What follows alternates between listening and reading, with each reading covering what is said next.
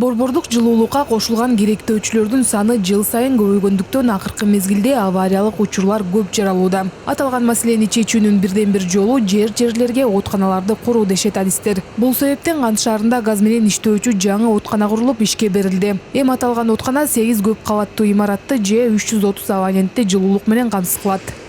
Бүгүн Кант шаарындагы газомазутный котельныйды ачтык.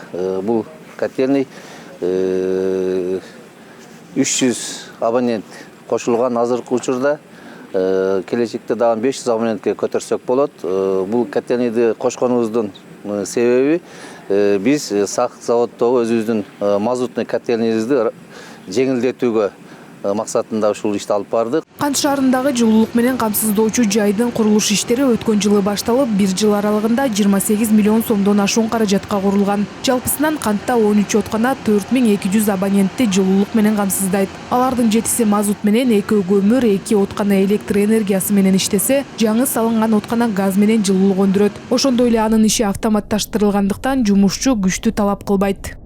Данная котельная 11 находится в Канте.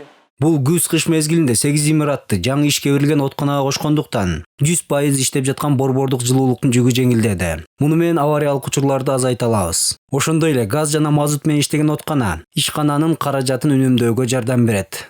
Экологияга зыян келтирбөө максатында Кыргыз жылуулук энерго-коммуналдык ишканасынын отканаларын газ менен иштетүүгө өткөрүү каралууда.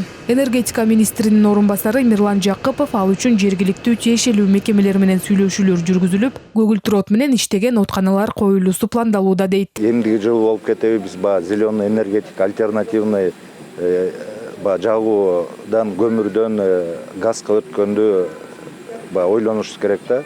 Көчөгүнү өлкөбүздүн башчысы Садыр Нуркожоевич да ушуну айтты. Биз азыр эң альтернативдүү эле бүгүнкү биздин кыргыз элибизге ыңгайлуу бул газга өтүү деп. Ошон үчүн бүгүнкү күндө азыр Газпром менен иш жүрүп атат.